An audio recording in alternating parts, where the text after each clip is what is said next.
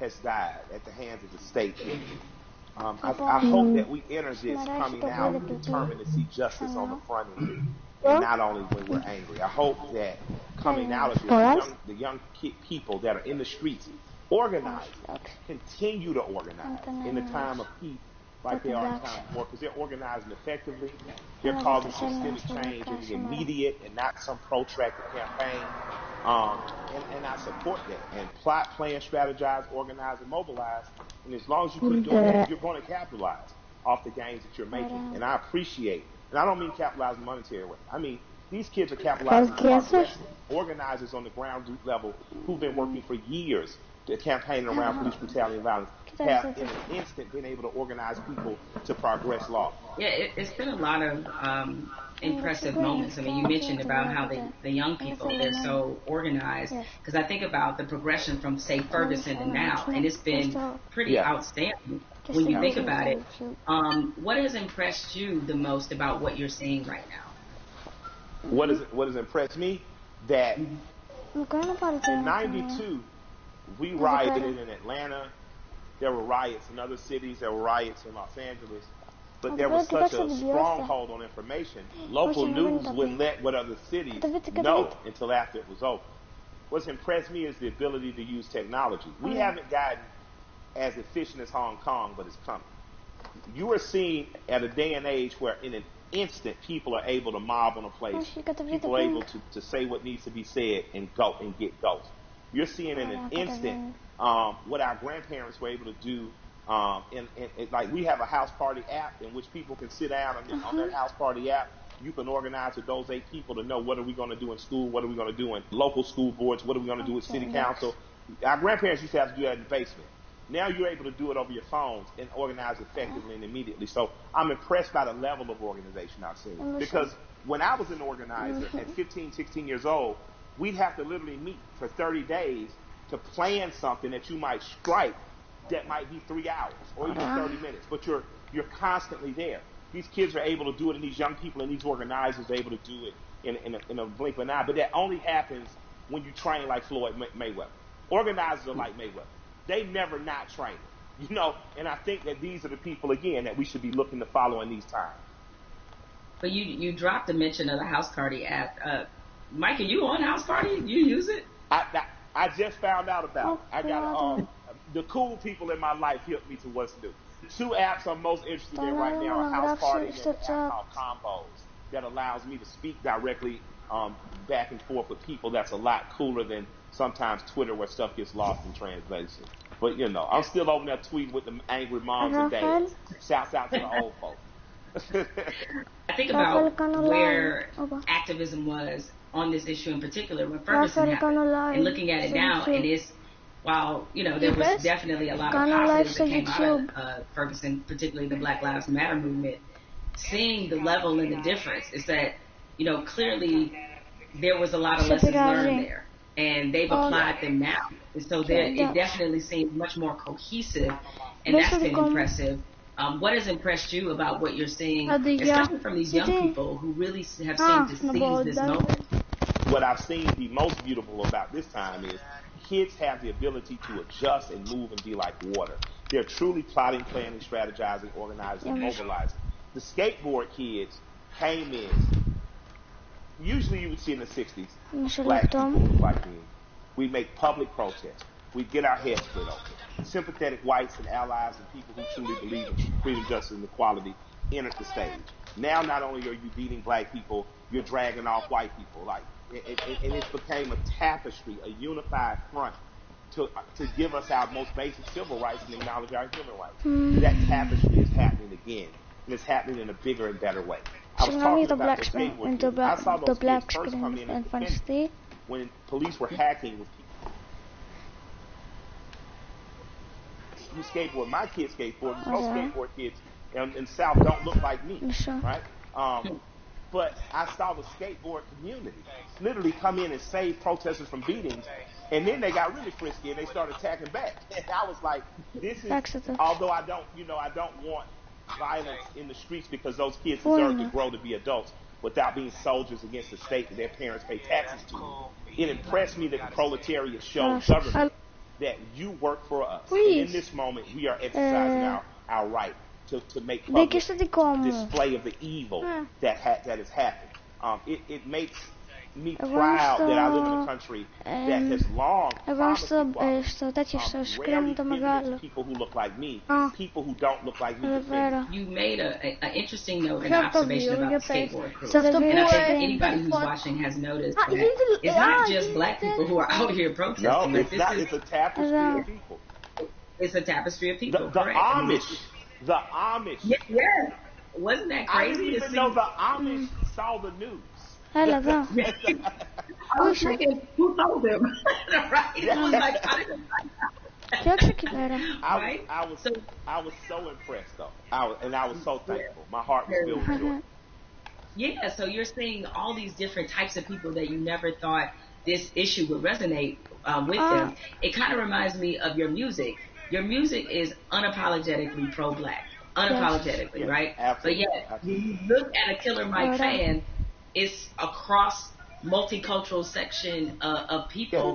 Why do you think your music is able to resonate that way, despite the fact that you are also clearly talking to your people? Yeah, I'm proud to be me. I like me. I like black people. I'm not making no excuses. I'm not making no apologies coming in the door. I love us. I am in love with us.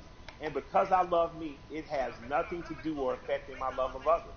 I have a very good friendship with Indian cousins, Raj and Neil. They own the store right next to Walters on what's happening. So if you're from Atlanta, you know about Walters. If you're a big guy from Atlanta, you know about, the store right next door. These guys have always just been good to me. Raj went to India. He came back, brought my wife incense, these beautiful little elephant characters. He's proud to be Indian. I've learned about being Indian from my Indian friends. When you're truly who you are, how could you be offended? How could you not love it or like it? Like, αν θα πάω σε ένα group, αν με στείλει, θα πάω σε ένα group. I think when you wear that proudly and unapologetically, and not from a place of needing someone to be below you, there's no reason for people not to like you. I like you. Συγγνώμη, αυτό που γίνεται. Πάω σε ένα group. Βασικά φτιάχνω ένα group για ένα φίλο. Ωραία. I didn't say good. I didn't say good enough. I didn't say equal. I said great. I'm from a great and mighty people. And if you can't accept that, then maybe I'm not for you. But I believe that because I am simply who I am, I believe that gets accepted. Because you know what? I remember being on the tour bus. And I'm on there with a bunch of Northeasterners because of course, my rap partner's a white guy from Brooklyn. And we're on there and they're watching Swamp People and everybody's laughing. And I come up and stagger into the front and I look at it and I start smiling and I look at the room and say, I got more in common with him than any of y'all. And I just walk to the back. Now, because it's the truth. I'm a Southern boy. My grandparents from Alabama and rural Georgia. I grew up more like people on those shows. So I think across cultural lines, across racial lines, people identify with me, but just because I'm your typical American guy. And I have some special things. I'm not going to deny that I'm special. I'm a smart kid, went to Morehouse, had understanding cool stuff.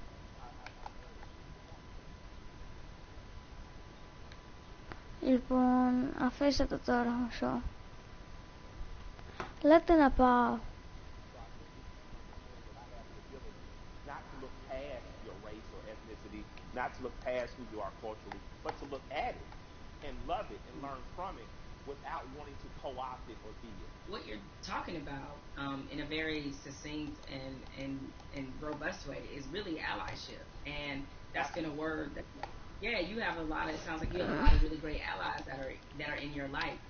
Now in this moment, I've gotten the question constantly, I assume you have too, about how to be an ally.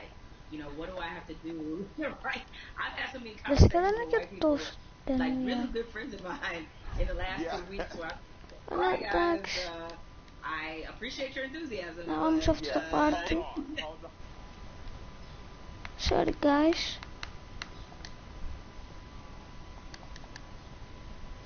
Somebody who wants to not only be an ally, Ξέρω, παίζει αρένα αυτός. Είναι public το πάρτι. Μπράβο, θα παίξουμε Clown Wars τώρα. Με ποιους? Με τους... δεν ξέρω. Ο Μάικ? Δεν ξέρω, βγες πάντως.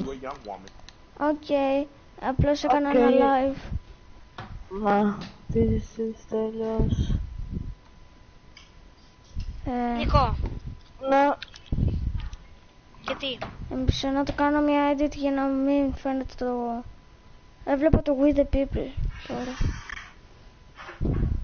Άλλο event είναι. Φυσικά δεν είναι event. Λέει για τον Jones Floyd και...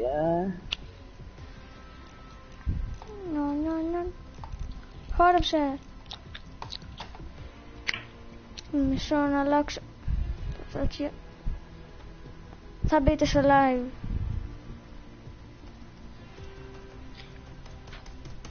Νικό, είναι public αυτό.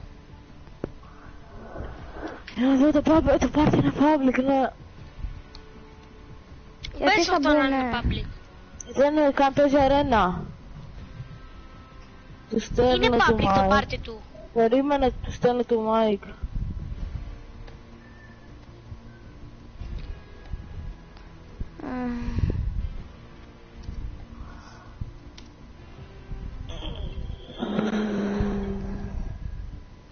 Τι?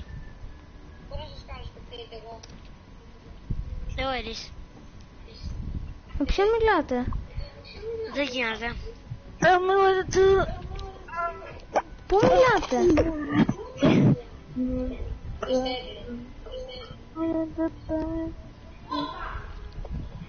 Μισό λεπτό.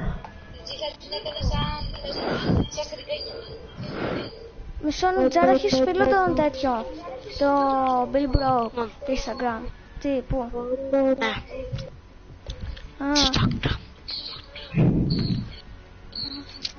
Για μπείτε μια στο live.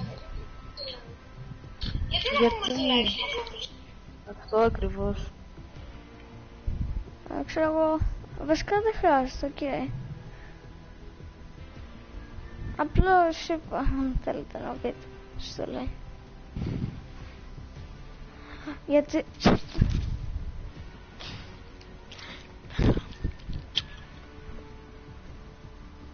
Με ακούει ο Στέρλινγκ, βασικά ο Μπιλμπρόκ.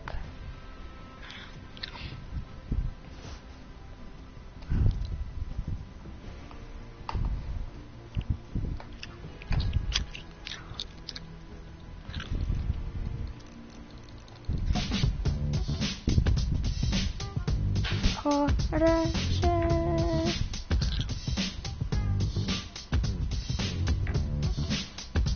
Μόνο κλείνω το live, όχι εμένα.